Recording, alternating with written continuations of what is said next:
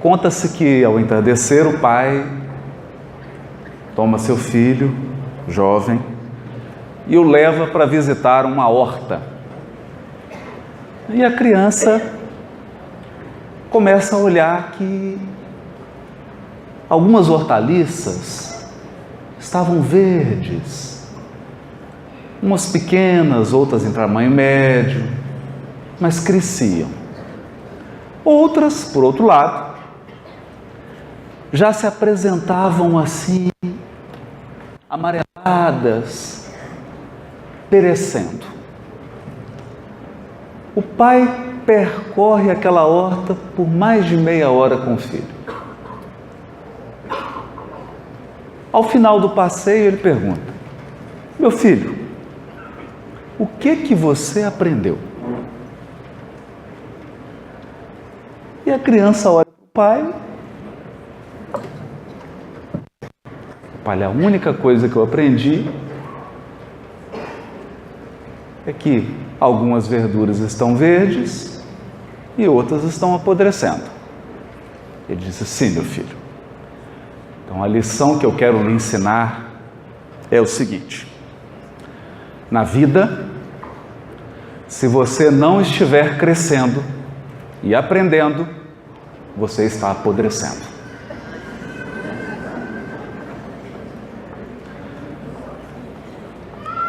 Essa fala de um cuidador de hortas pode ser assim tratada e ampliada com os recursos que o Consolador nos traz para uma reflexão mais profunda.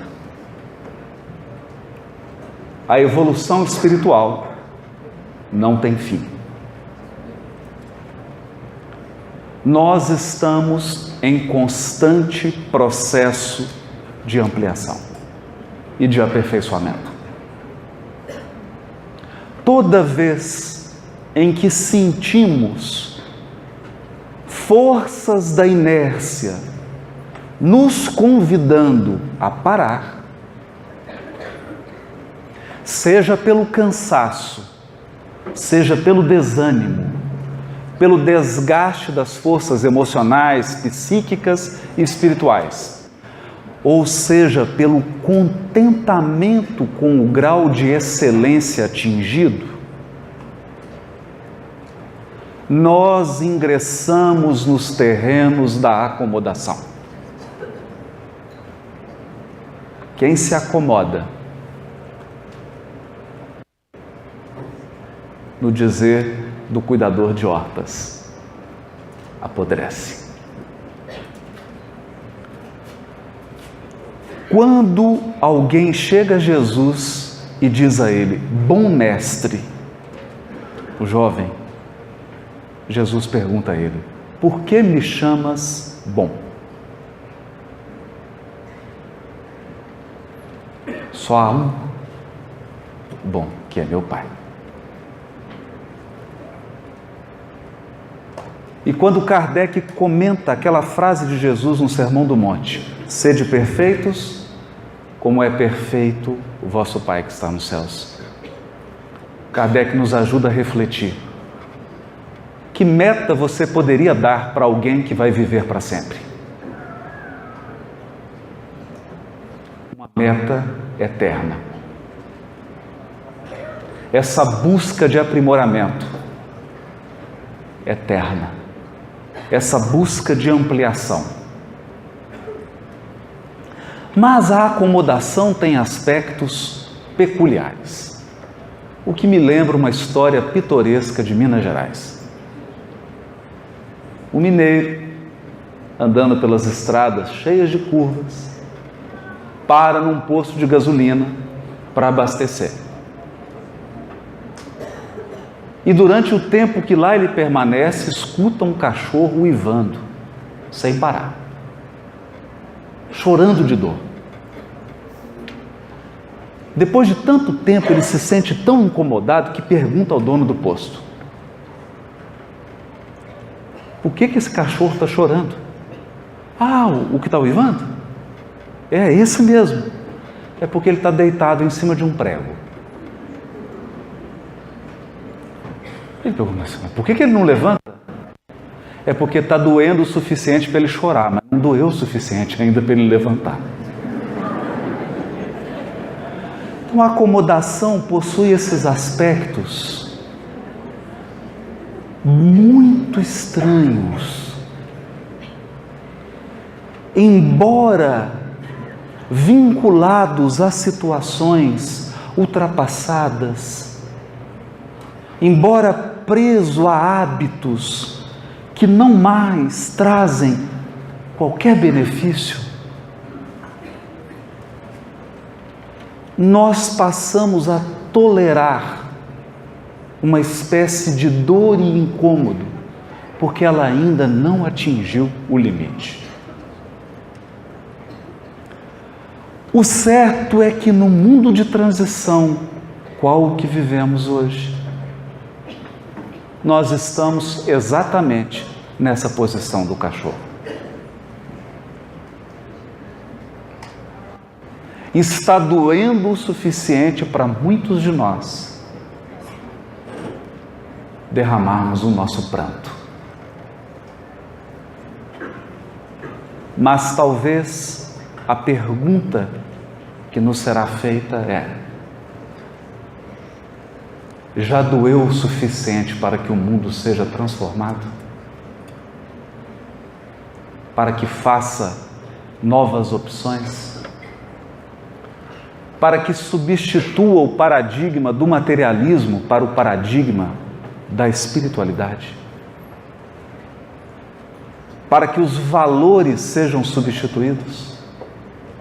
Essa é uma questão profunda. Na nossa reflexão dessa tarde,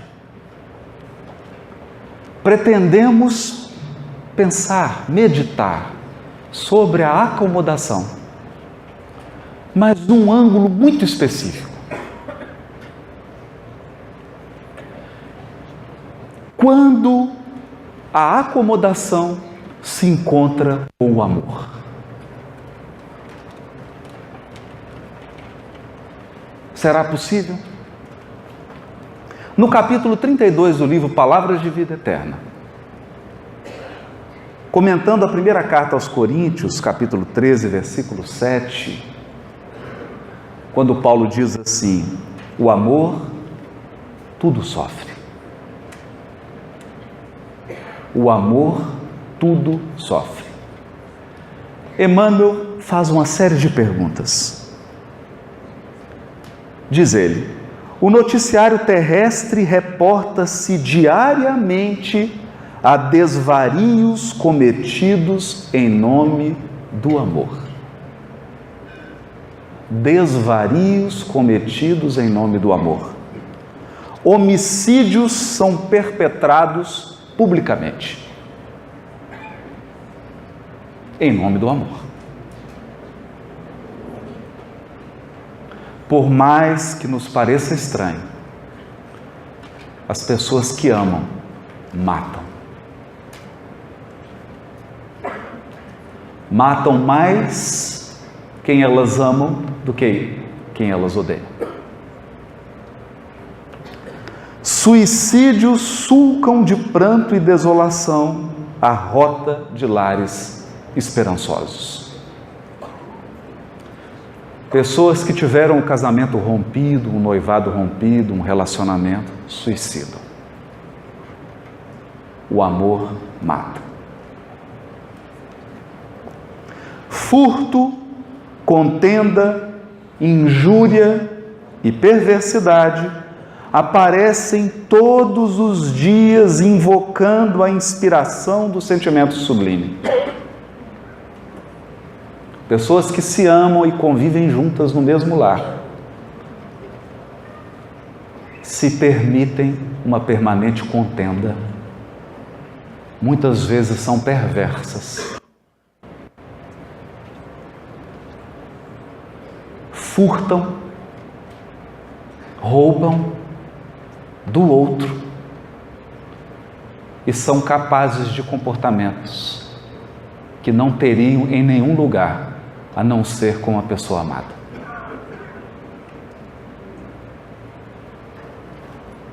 mulheres indefesas, homens dignos, jovens promissores e infelizes crianças, em toda parte, sofrem abandono e aflição sob a legenda celeste, a legenda do amor.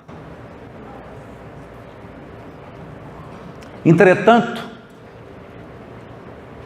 só o egoísmo, traduzindo apego da alma ao bem próprio, é que patrocina os golpes da delinquência, os enganos da posse, os erros da impulsividade e os desacertos da pressa. Apenas o egoísmo gera o ciúme, o despeito, a vingança, a discórdia, a acusação e a cegueira. Isso nós sabemos. O que nos chama a atenção é a definição de Emmanuel de egoísmo: apego da alma ao bem próprio. Todos temos o dever de buscar o bem próprio. O nosso próprio bem é dever. Mas o egoísmo é quando esse sentimento de busca do bem próprio se torna apego. Apego. E eu transformo o meu próprio bem num valor absoluto que precisa ser preservado e garantido, ainda que à custa do bem do outro. Esse é o egoísmo. Portanto, não é por amor que nós ferimos, é por egoísmo. Não é por amor que nos acomodamos,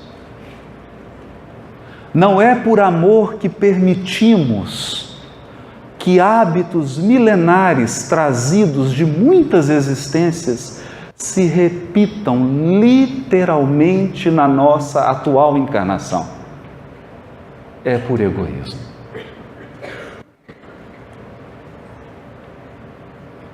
O egoísmo que altera a feição do nosso amor e nos transforma em verdadeiros narcisos.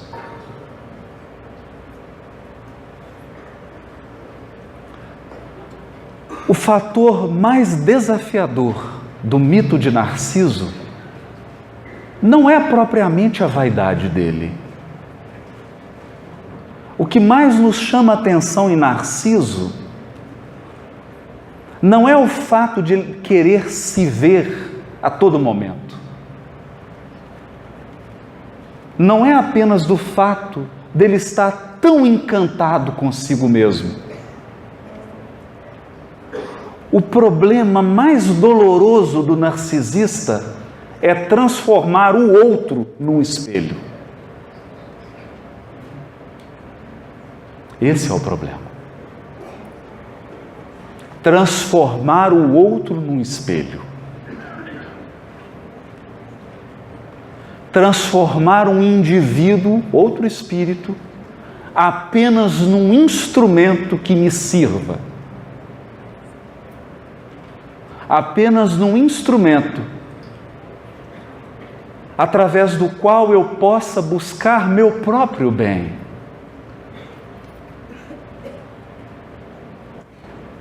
Por esta razão, Emmanuel contrasta o amor, longe disso, sabe rejubilar-se com a alegria dos corações amados. Por quê? Porque ele não está apegado à sua própria alegria. Quem ama verdadeiramente busca sua alegria, mas não está apegado a ela. Portanto, sabe também sentir-se feliz com a alegria do outro. Por que que o outro não pode se realizar ao meu lado?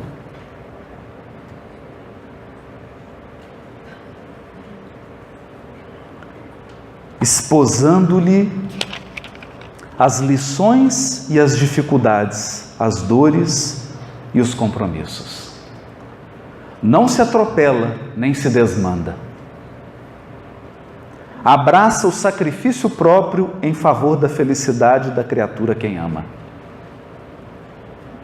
Essa é a razão da sua própria felicidade. Por esse motivo, no amor verdadeiro, não há sinal de qualquer precipitação, conclamando a imoderação ou a loucura. O apóstolo Paulo afirmou, divinamente inspirado, o amor tudo sofre. E de nossa parte acrescentaremos, o amor genuíno, jamais se desregra ou se cansa, porque realmente sabe esperar.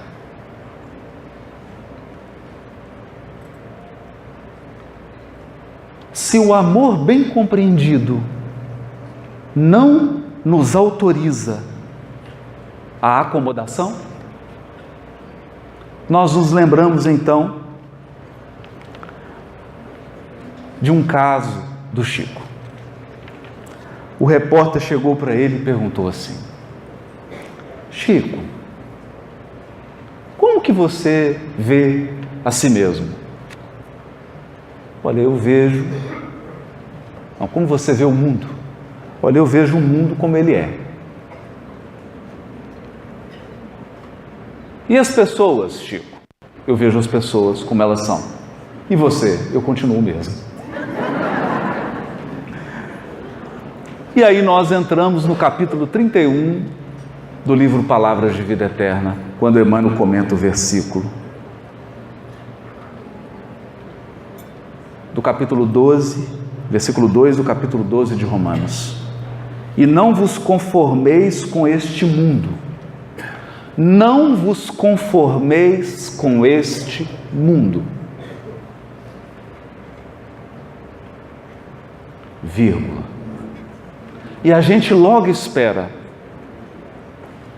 Saia então e transforme o mundo. É o que a gente espera na sequência.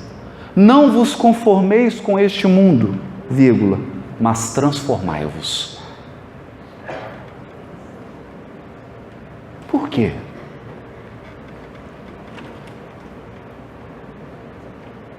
Eis aqui a receita.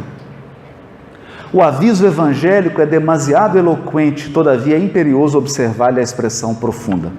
O apóstolo, divinamente inspirado, adverte-nos que, em verdade, não nos será possível a tácita conformação com os enganos do mundo, tantas vezes abraçados espontaneamente pela maioria dos homens. No entanto, não nos induz a qualquer atitude de violência. Não nos impele a rebelião e a gritaria. Não nos aconselha azedume e discussão. A palavra da Boa Nova solicita-nos simplesmente a nossa transformação.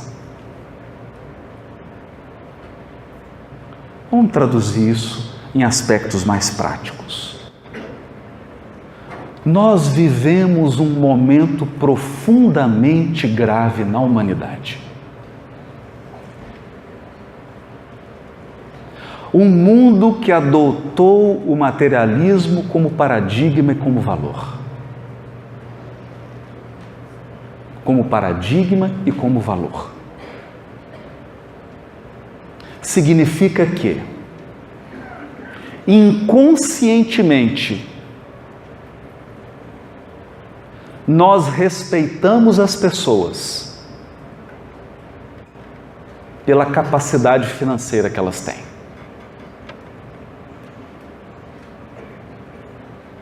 Pela capacidade financeira. Basta que alguém exiba uma fortuna para conquistar a nossa admiração. Não importa se ele viva como um alguém em completa loucura espiritual. Nós aplaudimos e admiramos.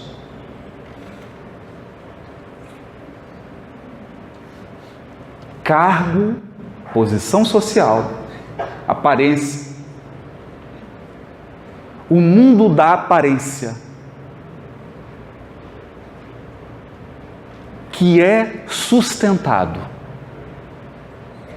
inconscientemente por nós, num processo de acomodação espiritual profunda.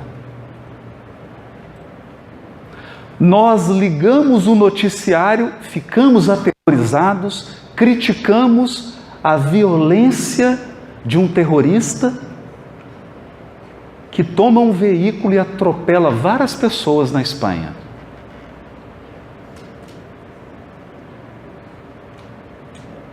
Mas não achamos incomum alguém que entre dentro de casa e exerça a mesma violência com os familiares.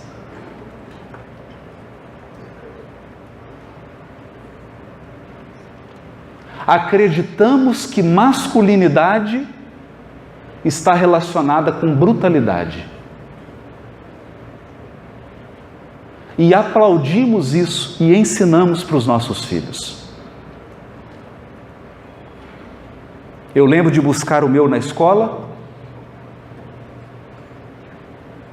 e presenciar 2 amiguinhos dele que brigavam. E aí separaram as crianças, o pai veio buscar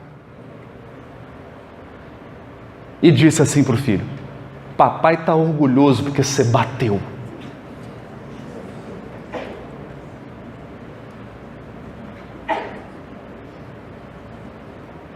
E quantos meninos não chegam em casa depois de uma briga na escola e ouvem do seu tutor, daquele que é responsável pelo seu crescimento espiritual: da próxima vez você revida, seja homem.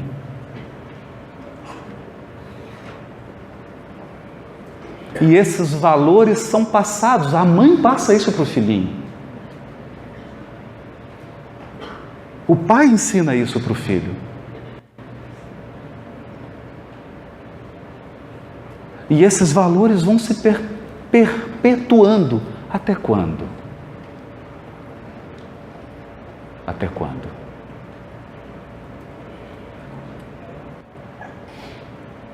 Olhamos para a situação da pátria do Evangelho. Um momento extremamente grave. E nos perguntamos: o que será do Brasil? E muitos de nós agora nos perguntamos: o que eu posso fazer para transformar o Brasil?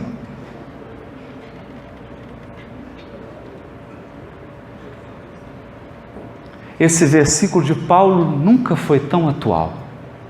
Não vos acomodeis com este mundo, mas transformai-vos. Por quê? Por quê? Emmanuel vai responder aqui. Mas André Luiz também tem uma frase incrível. Porque a virtude, diz André Luiz, não é uma boca que fala, é um poder que se irradia.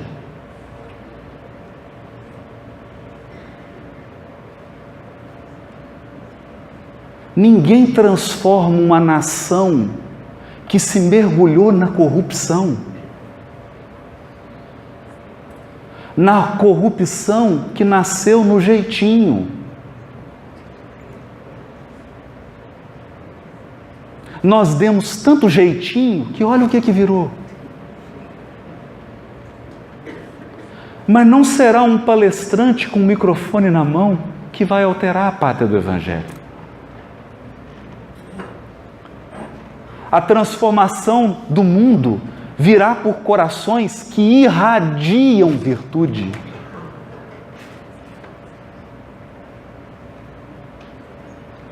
Irradiam virtude. Irradiam o poder da virtude. Transformai-vos.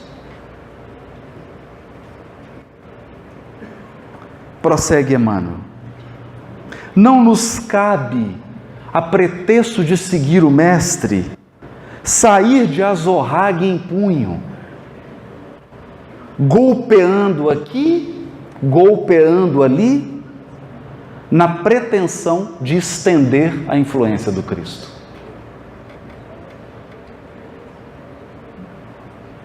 É imprescindível adotar a conduta dele próprio, adotar a conduta do Cristo.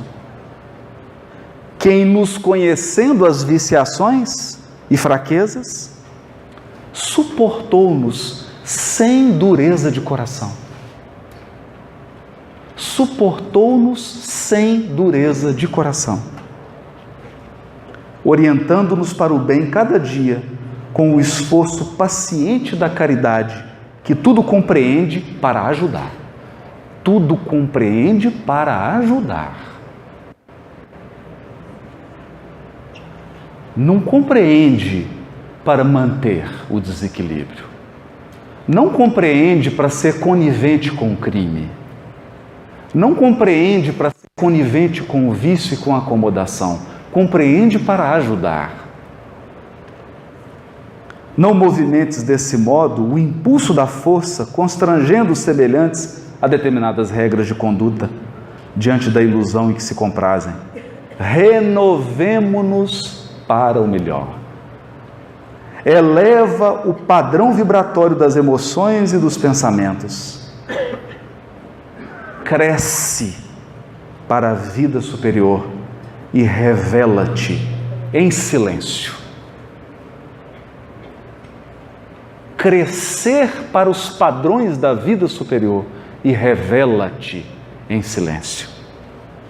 Na altura de teus propósitos, convertendo-te em auxiliar precioso da divina iluminação do Espírito, na convicção de que a sementeira do exemplo é a mais duradoura plantação no solo da alma. A maior plantação que nós podemos fazer numa alma é o exemplo. Um fato que me chama muita atenção na leitura da obra de André Luiz são frases que os benfeitores dizem para as pessoas que eles estão assistindo. Por exemplo, Druso dirá assim: meu irmão, não te aflijas. Eu também já perambulei pelos vales escuros por onde você caminha agora. Olha que interessante isso. No final do livro Sexo e Destino, nós vamos compreender que o benfeitor que conduz toda a trama, que auxilia a todos, eu vou ter que contar o final. É um spoiler horrível esse, mas quem não leu, me desculpe. Félix foi o causador de toda a tragédia que ele estava ajudando a resolver. Ele foi o pivô. Isso significa que, primeiro, ele precisou percorrer o caminho da transformação pessoal, para depois corrigir, para depois auxiliar. E ademais, só corrige com êxito quem se corrigiu, quem passou pelo processo, quem enfrentou a luta da transformação pessoal, quem falhou várias vezes, tentou vencer um vício, tentou superar um hábito arraigado e tombou e passou pela humilhação de errar, sabendo que estava errando, e teve que levantar. Só alguém que passou por esse processo tem aquela serenidade, aquela autoridade moral para auxiliar quem ainda está caído. É por esta razão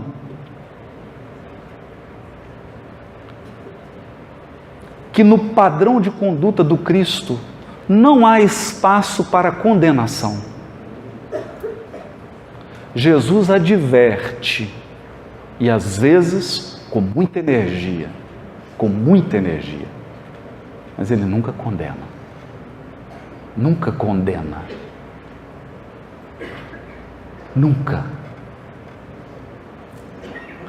Há um tempo atrás eu conversava com um amigo que é promotor, o Thales, um abraço para ele, né?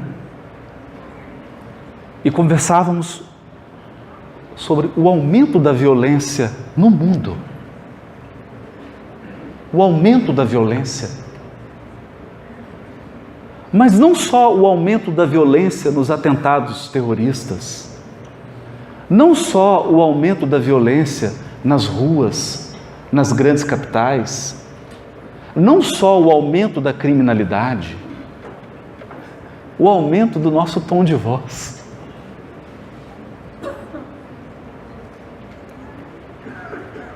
Como nós vivemos hoje numa sociedade agressiva. Lá em Belo Horizonte, quando eu acordo assim mais sensível, porque tem dia que você acorda mais... O download não fez ainda completo, está metade só do perispírito, você ainda está um pouco no mundo espiritual, um pouco aqui. Eu fico com medo de pegar o carro e dirigir. Porque a agressividade no trânsito é uma coisa impressionante.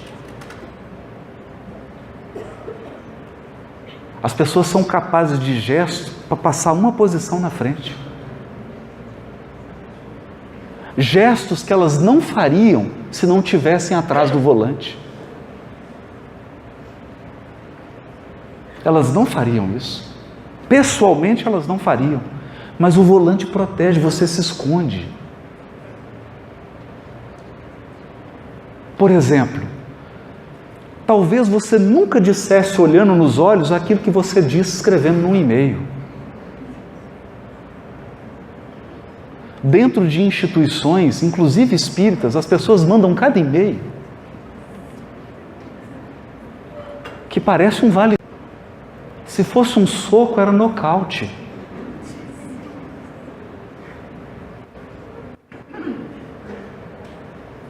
As críticas, então, são ótimas. São ótimas. Agora, recentemente, circulou um grande vídeo de uma audiência, não vou nem dar detalhes, porque a violência está tão grande que hoje as pessoas não se contentam em criticar ou em corrigir, tem que humilhar.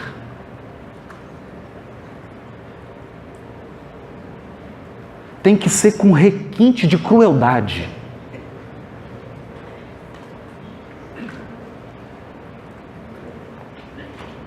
Porque corrigir é uma coisa. Você chega e fala, meu amigo, você não foi tão bem aqui, né? Acho que não ficou legal essa sua fala, você poderia... Não, não é assim. A pessoa, ela quer te ferir, ela quer te diminuir.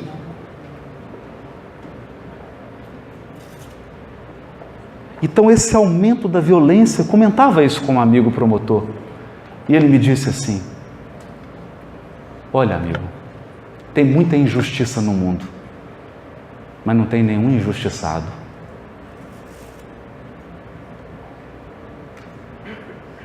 Nenhum injustiçado. Isso nos leva a uma reflexão muito profunda, muito profunda. Muito profunda mesmo. Emmanuel, no livro Emmanuel, é o livro em que Emmanuel está mais bravo. Ele está enérgico, não agressivo, mas enérgico. Ele precisava definir pontos, precisava fixar muito forte determinados pontos, para que erros do passado não voltassem a ser cometidos em nome do Espiritismo. Então ele escreve assim, num dos capítulos finais, que nós precisávamos trabalhar pela formação da mentalidade cristã. Formação da mentalidade cristã. É diferente de formar religiosos. Porque nem sempre o melhor ritualista é o melhor cristão. Nem sempre. Muitas vezes nós cumprimos todos os scripts sociais da nossa religião. Como eu não quero falar de ninguém, falar da nossa família. Você diz assim, mas eu vou na reunião mediúnica, eu não chego atrasado. Eu não falto. Eu vou na reunião mediúnica, eu tomo passe, eu faço culto, eu tomo água fluidificada. E vamos listando disciplinas. Mas no fundo, lá no fundo da alma, Jesus nos pede uma mentalidade cristã. A mentalidade cristã significa valores. Valores do Evangelho.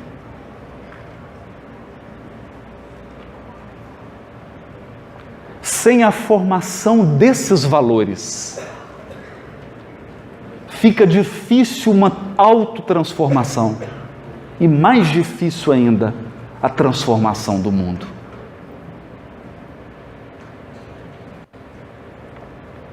Porque os espíritos que irão promover a transformação do mundo de expiação e provas em um mundo de regeneração são espíritos com autoridade moral. Autoridade moral.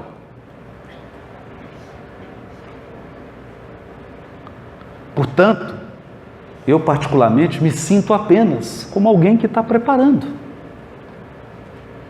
Estamos aqui pregando cartaz, divulgando o evento. Divulgando, anunciando. Os que virão transformar, virão com autoridade moral. Virão e farão. Farão.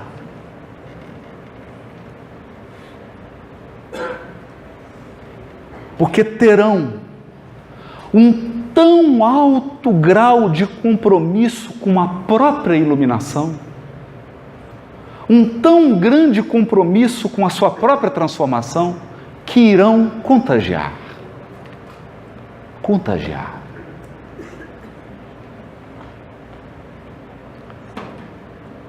A vida deles irá contagiar.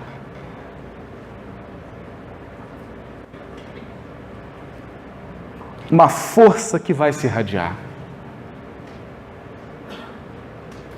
Por isso, Emmanuel conclui essa mensagem dizendo: não te resignes aos hábitos da treva. Não te resignes. Mas clareia-te por dentro. Clareia-te por dentro, purificando-te sempre mais, sempre mais. A fim de que a tua presença irradie em favor do próximo a mensagem persuasiva do amor, para que se estabeleça entre os homens o domínio da eterna luz. Porque é o próprio Emmanuel quem diz: a treva da noite não é vencida com golpes. Você pode tentar. Tenta vencer a escuridão com golpes. Não. Basta acender uma luz. Basta acender uma luz. Esse é o nosso desafio. É por isso que, nesse momento grave, gravíssimo, nós somos convocados, aproveitando aqui a fala do Alírio, a esse chamado, convocação do Cristo que é: vós sois o sal da terra. Meus amigos, meus irmãos de Espiritismo, se você vai cozinhar, qual é a receita? 1 quilo de sal para 1 quilo de arroz?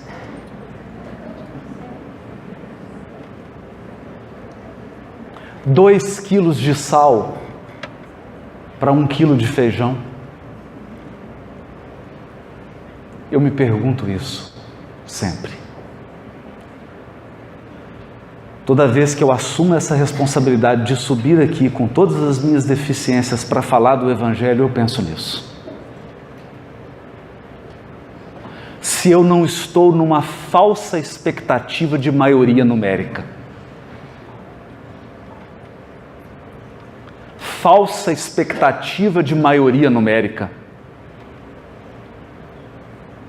Quando nós sabemos, meus amigos, que basta pequenas colheres de sal para muitos quilos de alimento.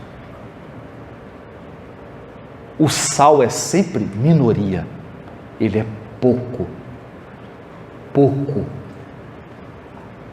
porque a força dele é extraordinária. Extraordinária. Eu só posso dizer daquilo que eu testemunhei.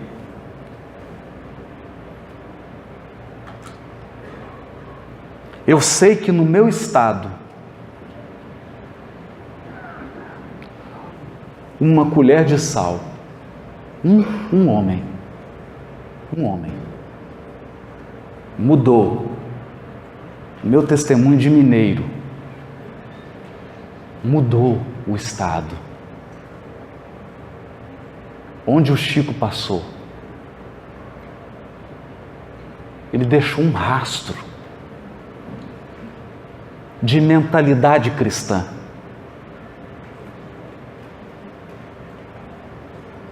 Um rastro.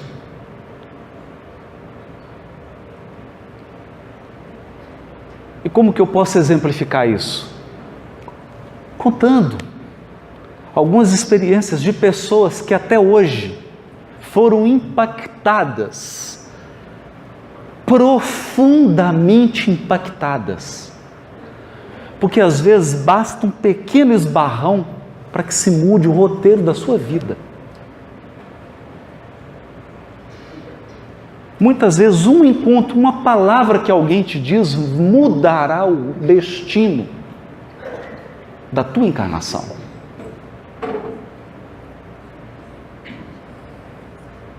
Então eu me recordo do irmão do ex-presidente da Federativa Mineira, me contando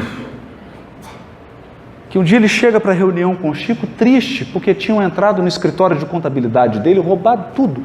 Os ladrões entraram, jogaram a mesa no chão, destruíram tudo. E ele, quando chegou para trabalhar e viu aquilo, ficou desolado. É uma sensação muito ruim. Muito ruim. E ele então chegou na reunião com o Chico e o Chico captou aquela desolação nele. E falou: meu filho, o que aconteceu? Ele disse: Chico, entraram no escritório, roubaram tudo, jogaram no chão, quebraram tudo, Chico. O Chico abraçou ele, sem afetação,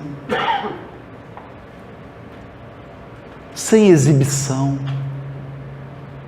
Abraçou ele com carinho. E ele diz que sentiu aquela vibração do Chico. E o Chico disse para ele assim: "Ô, meu filho, é tão bom devolver."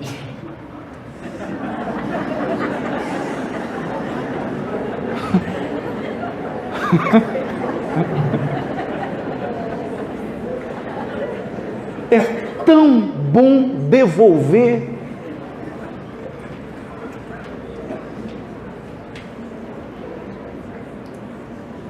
Imagine. É o sal. É o sal. Vós sois o sal da terra. É como essa campanha linda da Federação Gotas. Gotas.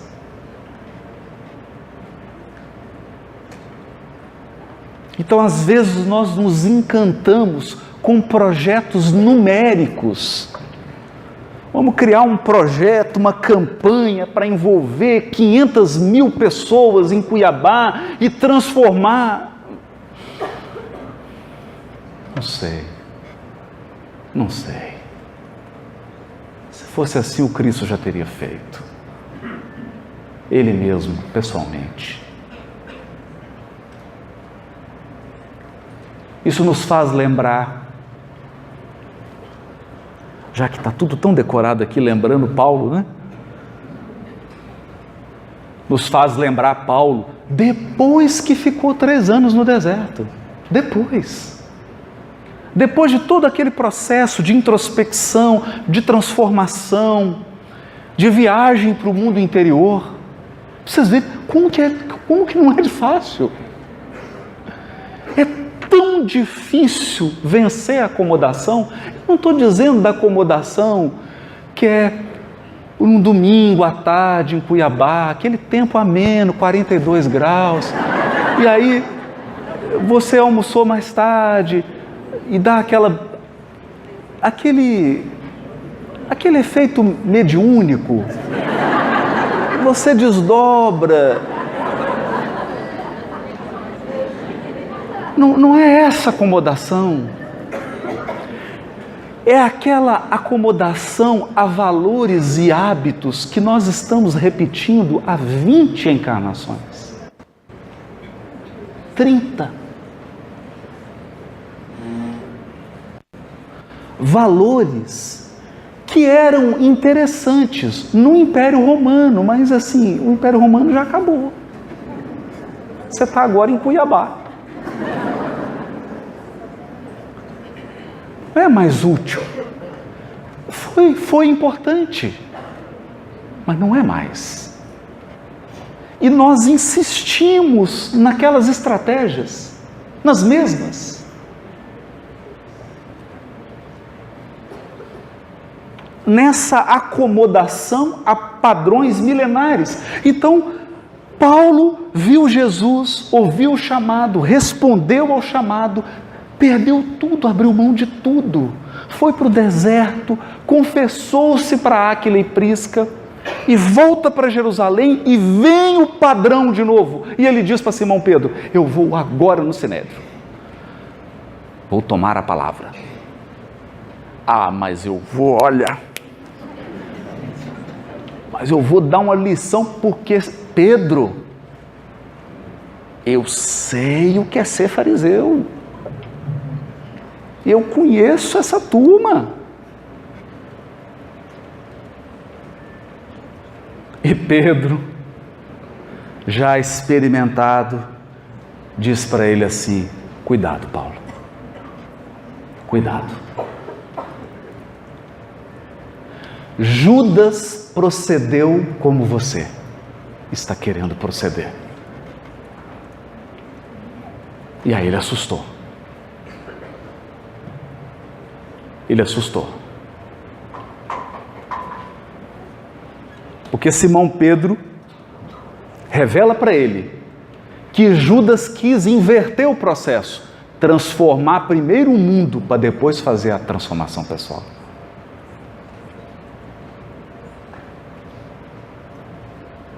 É uma tentação. Então eu quero criar uma política econômica para resolver o problema da pobreza.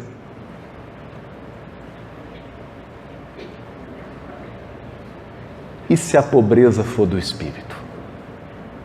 De valores espirituais? Você tira a pessoa da carência social, mas não consegue tirá-la de um processo de acomodação espiritual.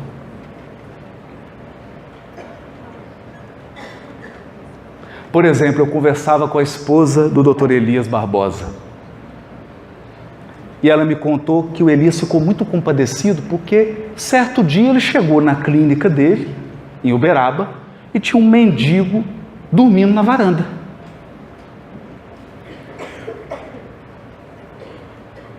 E o Dr. Elias falou: meu Deus, meu filho, o que é isso? Não, aqui foi, deu um banho, colocou roupa e deu comida e já olhou alguma coisa. Dia seguinte, estava lá o mendigo com a mesma roupa, sujo de novo, deitando. Ele falou: meu Deus, o que? E tentou ajudar, foi ao Chico.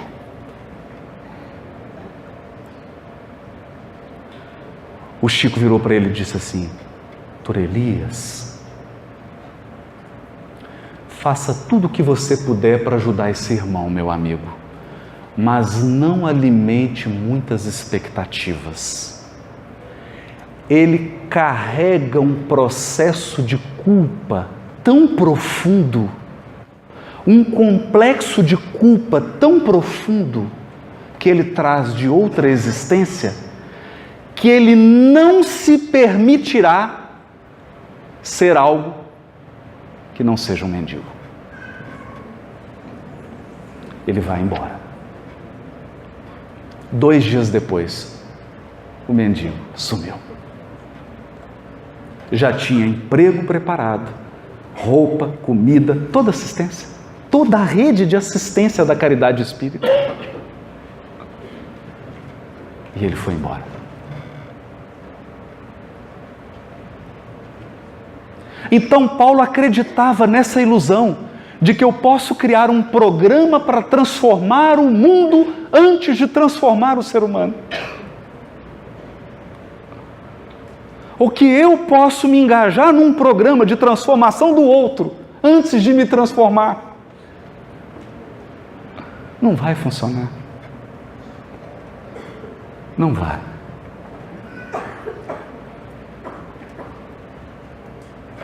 Isso nos lembra um outro caso. Mineiro gosta de caso, né? E de café e pão de queijo também. Um grupo de espíritas, cavaleiros e damas, muito distintos, procuraram o Chico. Disseram assim: Chico, nós precisamos implementar um grande e arrojado programa de educação sexual. Educação das energias sexuais. O Chico abaixou a cabeça e disse assim: meus irmãos, e quem serão os professores?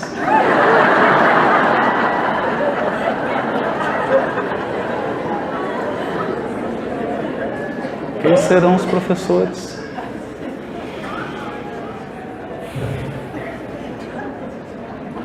Então Paulo ouviu essa ponderação de Pedro.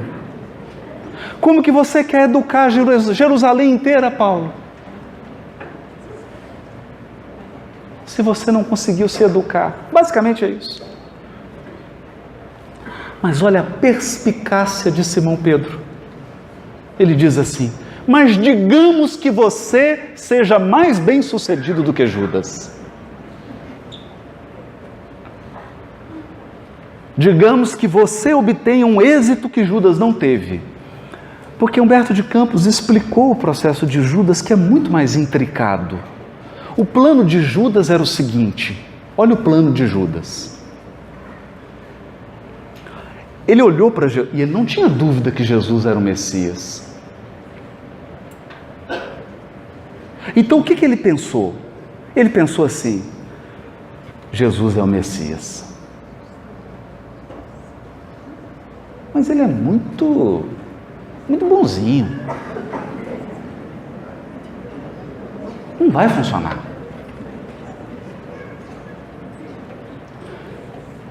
Ele vai precisar de alguém que faça a parte assim mais bruta.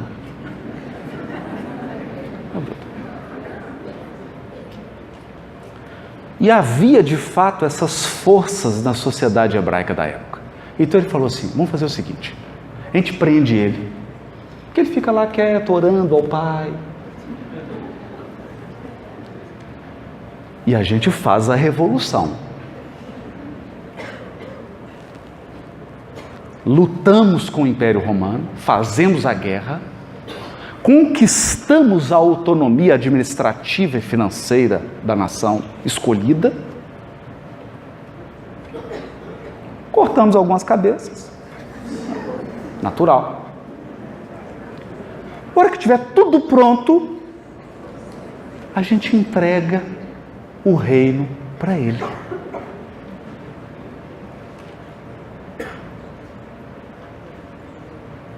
Apresentou esse plano para os líderes.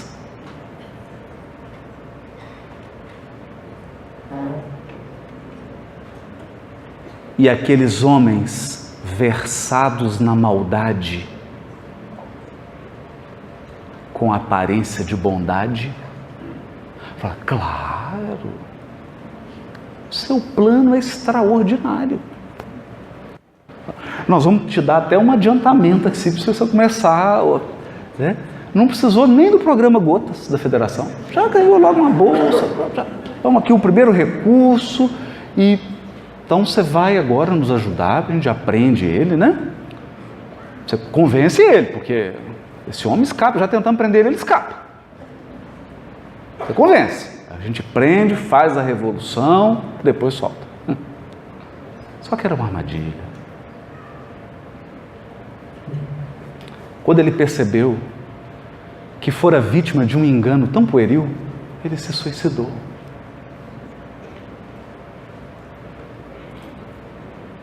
Então Simão disse para Paulo: digamos que você seja mais bem-sucedido do que Judas e que você instaure um programa, por exemplo, um programa para acabar com a corrupção no Brasil. Vou fazer um programa. A gente pega alguns guerreiros para cortar algumas cabeças, vamos eliminar a corrupção. É um plano de transformar o mundo antes de me transformar. Aí Pedro diz a ele: você foi mais bem sucedido que Judas e atraiu Jerusalém inteira, Paulo. Depois que você tiver atraído a todos, o que você fará com eles?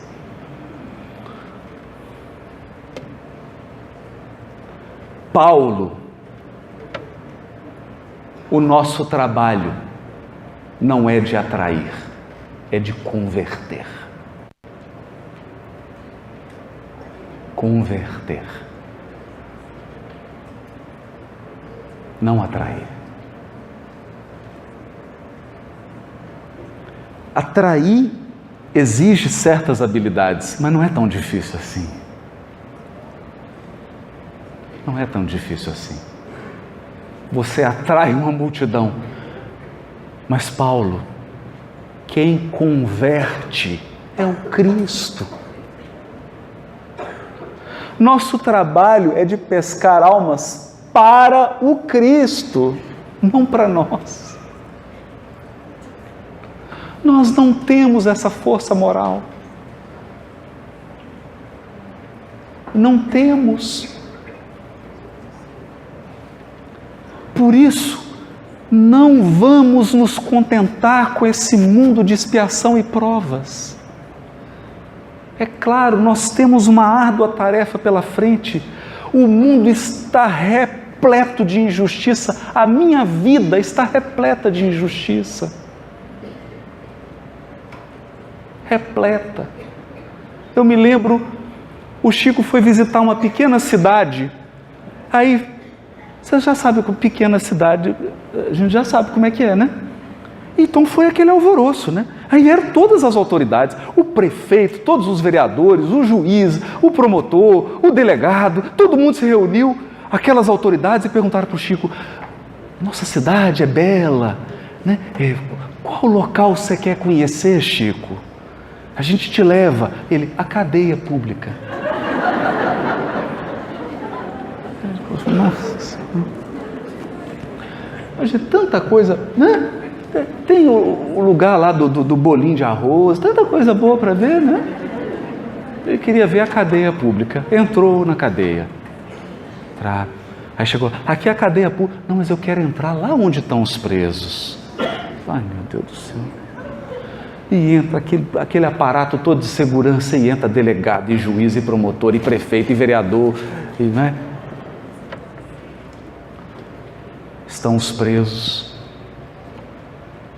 O Chico vira para o delegado e pergunta assim: meu irmão, nós somos quantos aqui?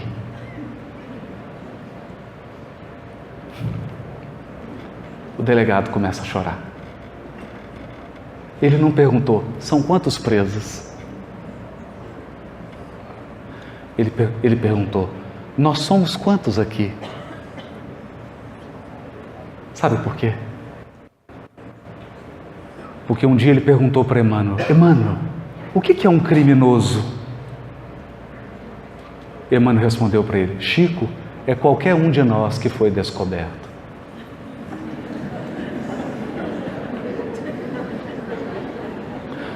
Uma coisa que mais impressiona no diálogo com entidades sofredoras em reunião mediúnica, e isso está muito bem retratado no livro do Hermínio Miranda, publicado pela Federação Espírita Brasileira, Diálogo com as Sombras, é quando você encontra um espírito que é um vingador. Ele vem e diz: eu estou aqui para fazer justiça. Não defenda ela, não defenda ele. Estou aqui para fazer justiça. Você não sabe quem ele foi? Por que você está com dozinha dele?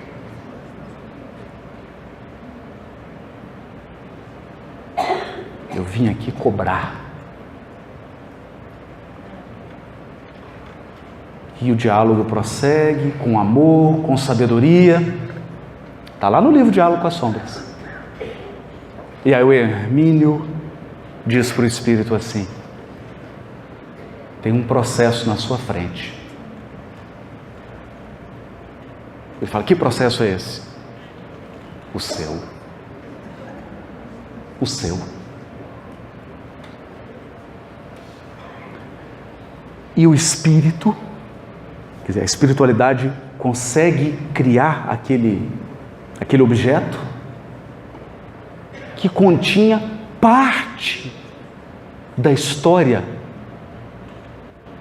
daquele espírito, algumas encarnações, e quando ele toma contato com as atrocidades cometidas,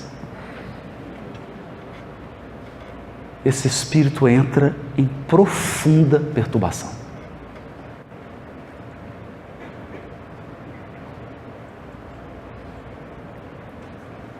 Profunda perturbação.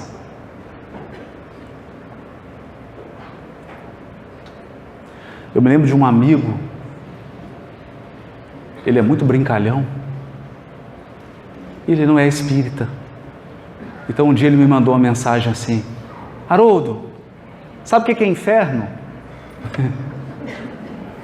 Eu sabia que vinha alguma coisa assim. Falei: não sei. É você desencarnar, chegar aí no mundo espiritual que você fala, e tem uma tela gigante, uma multidão de gente, e todas as suas conversas no WhatsApp passando. Brincalhão.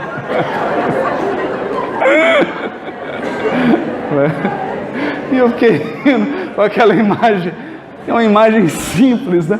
Mas tão profunda, né? Agora, o WhatsApp dessa vida. Meus amigos, imaginem você numa sala no mundo espiritual IA, está descrito na obra de André Luiz. e começa a passar numa tela fatos tristes das nossas últimas 10 reencarnações. Mas sabe por que isso não acontece? Sabe por que isso não acontece? Porque a justiça divina não é de condenação.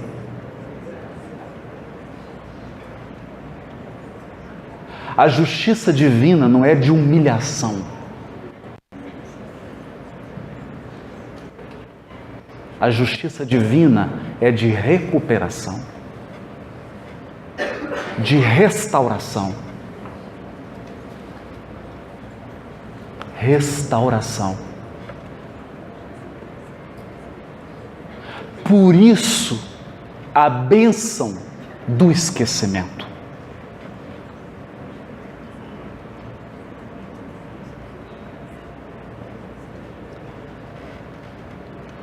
Eu venho aqui, falo do Evangelho e não me recordo. Por quê?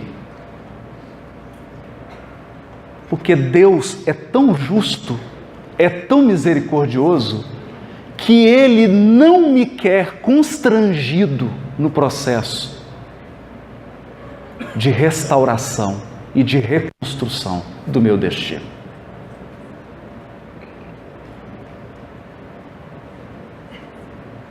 Então eu venho aqui espontâneo, ingênuo até, ingênuo, sem saber, para que a minha adesão ao bem seja espontânea e seja fruto de um gesto de amor, não de constrangimento.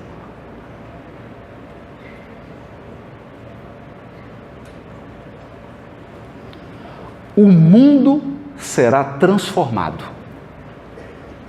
não tenhamos dúvida. Mas antes disso, nós precisamos ser o sal da terra. O sal da terra.